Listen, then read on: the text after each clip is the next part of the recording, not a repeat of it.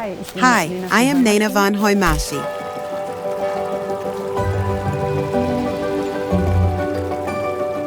I have been working for many years on composites, especially regarding the material properties. I am frequently asked as a lecturer and conduct many in-house training courses. Obviously, lighting is always a big issue there. The curing of composites, which is related to the material properties. I realize that lighting is always a big issue.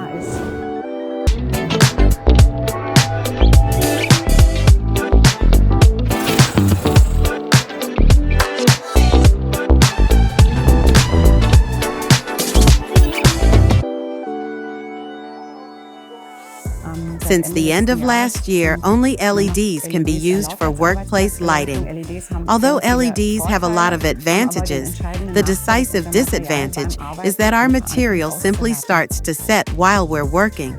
I was really pleased that Renfert approached me for cooperation on the new light one, and I contributed my knowledge and expertise, which I would like to share also with you in this video. Our goal was to find the optimal illumination for processing composites, as well as the optimal illumination for finishing composites, because two different light sources are required. I'm pleased to share a few things with you in this video, perhaps a few tricks and tips, and I am happy to present these different types of light to you using my working method. LEDs have a very intense high blue component in the 400 to 500 nanometer range. However, this is exactly the curing range for composites.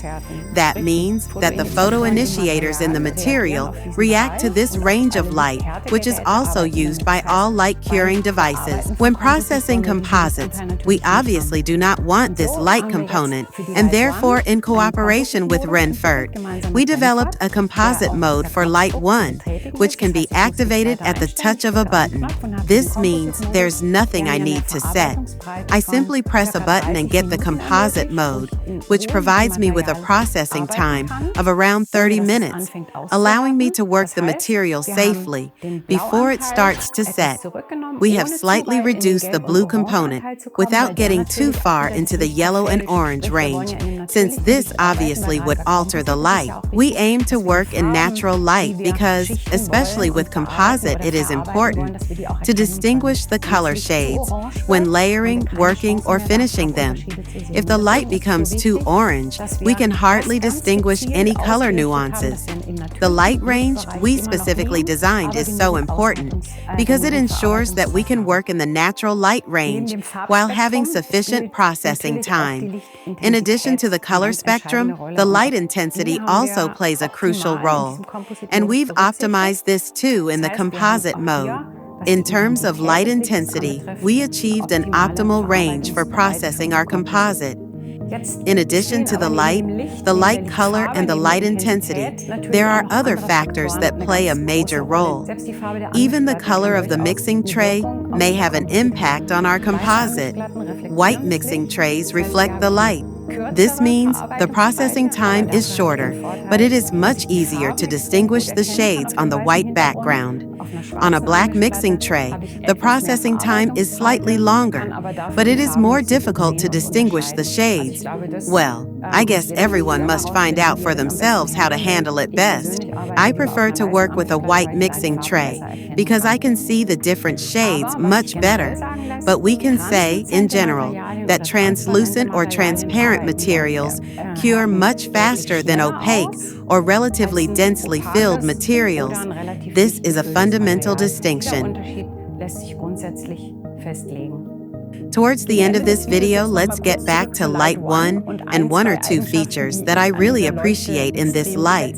Even working with the cuvette, the composite mode gives me, for example, when injecting the incisal material, which is much more light sensitive than, let's say, dentine. The composite mode gives me the optimal working range, and I really don't have to be concerned about the material starting to harden during injection.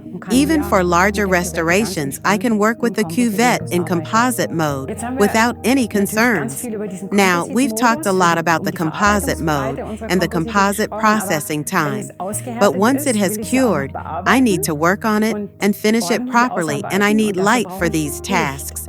And this is why I am going to light 1. For me, the second decisive advantage of this light is the home button, where I have set the optimal working light for me, so that I simply need to press the home button and get my work light, providing me with an enormous amount of light, which is limited to my workspace and does not dazzle, for totally relaxed and, above all, fatigue-free work.